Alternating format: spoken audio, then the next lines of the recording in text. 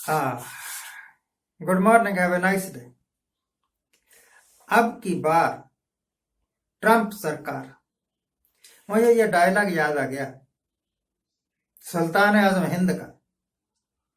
America में जाके उन्होंने एक रैली की थी ट्रंप को जिताने के वास्ते, और वहां जितने भी इंडियन लोग थे ना, उनको इनवाइट करके एक बहुत बड़ी रैली की गई और वहां पर नारे लगाए गए आपकी बार ट्रंप सरकार, और ट्रंप ने भी वहां लेक्चर दिया और मोदी को इस तरह बाहों में लेके उन्होंने ये भी साबित करना चाहा कि मोदी जो है ना, वो ट्रंप का सबसे पक्का मित्र है। पता नहीं इस रैली की वजह से ही या वैसे भी ट्रंप एक बेवकूफ प्रेसिडेंट साबित हो चुका है। हार गए, ट्रंप साहब हार गए। अब अगर अकेले में बैठ के मोदी साहब सोचें या आप लोग सोचें कि क्या ये हमारे मुल्क के सुल्तान आजम हिंद की सबसे बड़ी बेवकूफी नहीं थी? अमेरिका का इलेक्शन है, अमेरिका के लोग जिसे चाहेंगे उसे बनाएंगे, जिसे नहीं चाहेंगे उसे नहीं बनाएंगे। अमेरिका में हमारी तरह ना भेड़े नहीं रहती, बड़े वाइज लोग रहते हैं, लर्नड लोग रहते हैं।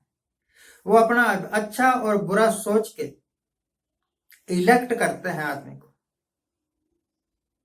हमें तो अगर किसी ने एक पौवा दे दिया तो हम बिक जाते हैं, वोट उसी को डाल देंगे। एक गैस का सिलेंडर मुफ्त में मिल गया तो कई पुश्तों तक वोट उसी पार्टी को देते रहेंगे। 500 रुपये मिल गई हो किसान सम्मान योजना की, तो पूरे का पूरा मोहल्ला ही आप वोट उसी पार्टी को डालेंगे जिसने 500, पहले तो 500 भी नहीं मिले थे ना। ऐसे सोच लेते हैं, लॉजिक बड़ी जबरदस्त होती है हमारे पास। तो अमेरिका में जाके जब रैली करते हैं ट्रंप के फेवर में और अब की बार ट्रंप सरकार बोलते हैं, उस वक्त इन्होंने सोचा नहीं था कि विधाता, भाग्य विधाता जिसको बोलते हैं, कहीं पर ऊपर आसमान में इन दोनों के ऊपर हंस रहा था। और वो हंसी अब मैं भी सुन रहा हूं जब ट्रंप हारा और बड़ा बेआबरू होकर निकला प्रेसिडेंट हाउस से। आपको लगता है कि ये प्रधानमंत्री का, आप तो प्रधानमंत्री कहते हैं, मैं तो सुल्तान आजम हिंद कहता हूं, यह कोई अक्लमंदी का काम था अमेरिका में जाके नारे लगाने, अब की बार ट्रंप सरकार रैली करने, और इंडिया में बुला के फिर वही। अगर इन रैलियों से प्रेसिडेंट ने बनना होता, ट्रंप ने बनना होता, तो बनना जाता। तो ये रैलियां एक फ्यूटाइल, बेकार की कोशिश थी ना। आप दूसरे देशों में जाके दूसरे प्रधानमंत्रियों या राष्ट्रपतियों के फेवर में रैलियां कर रहे हैं, अपना देश तो आपसे संभाला नहीं जाता। अभी आपकी पार्टी धूल चाट के हटी है पंजाब में, और अगर मैनिपुलेशन ना हो, अगर ईवीएम देवता आपके ऊपर कृपा ना करे, तो आप तो हिंदुस्तान में ही हार जाए। दूसरों को जिताने का ठेका कहां से ले रखा है आपने? तो मुझे लगता है कि सारी बेवकूफियां करने का ठेका इन्होंने ही ले रखा है। अब ये मैं इस करके कह रहा हूं कि मेरी सिंपैथी है बीजेपी के साथ। कांग्रेस के साथ भी मेरी कोई दुश्मनी नहीं है। मैं कई बार राजीव गांधी की बड़ी तारीफ करता हूं। राजीव गांधी साहब जिस वक्त खुद इलेक्शन लड़े और जीते ना, उस वक्त उनकी 400 से ऊपर सीटें आई थी, शायद 450 के आसपास थी, और इनकी 303 सीटें ही हैं।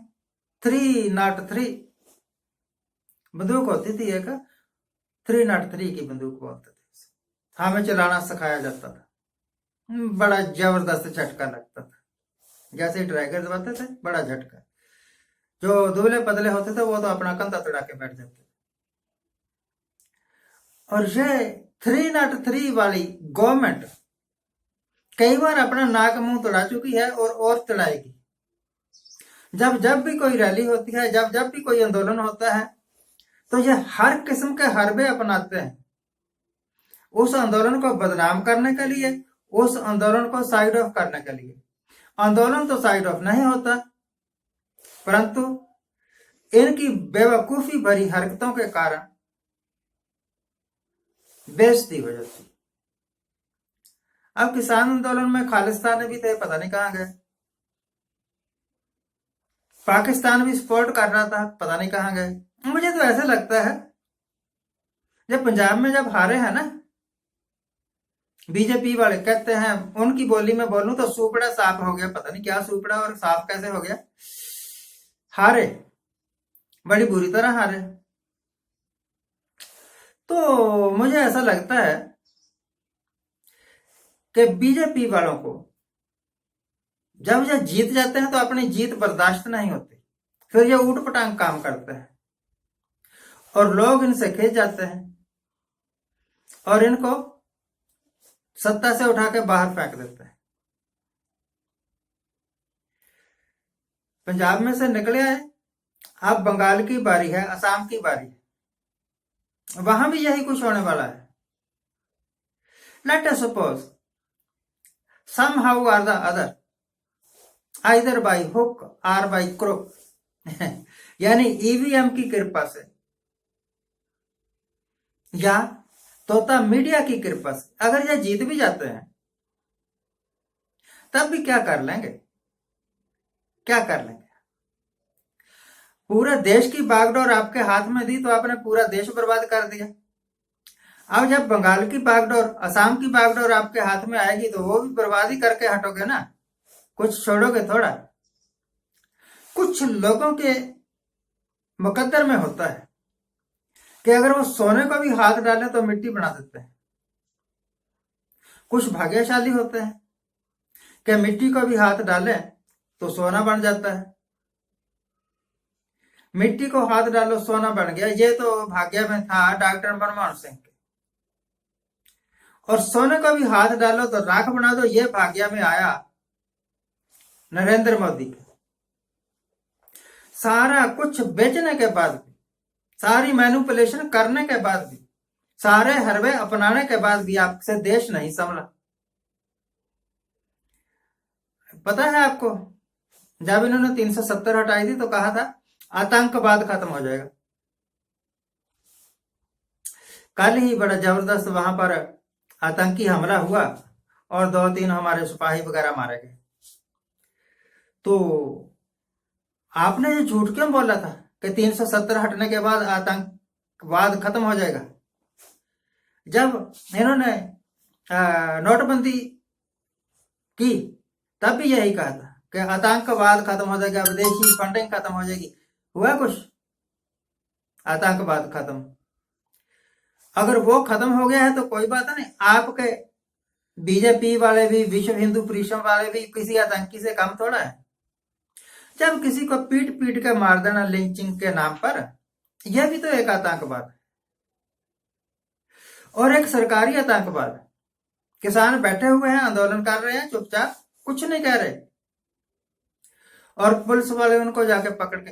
आपको पता है दिल्ली के बॉर्डर्स पर जो आंदोलन हो रहे हैं, ये फिगर नहीं बताएंगे, वैसे हजारों की तादाद में वहां पर लोग गायब हो चुके हैं और कहीं ना कहीं जेलों में सड़ रहे होंगे। हो सकता है कि 2-4 इंटर का क्या बोलते हैं एनकाउंटर करके मार भी दिया हो। इससे सब कुछ से देश का तो जो नुकसान हुआ सो हुआ, इस सरकार ने भी क्या फायदा उठाया? मिस्टर नरेंद्र मोदी ने पर्सनल क्या फायदा उठाया? राजनाथ सिंह ने पर्सनल क्या फायदा उठाया?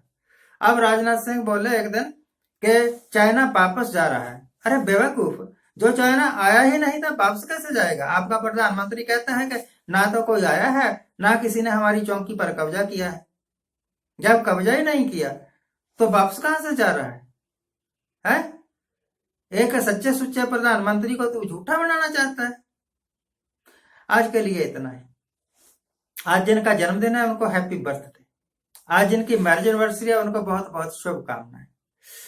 दोस्तों, भाइयों बहनों, आपको बहुत बहुत बधाई कि आपने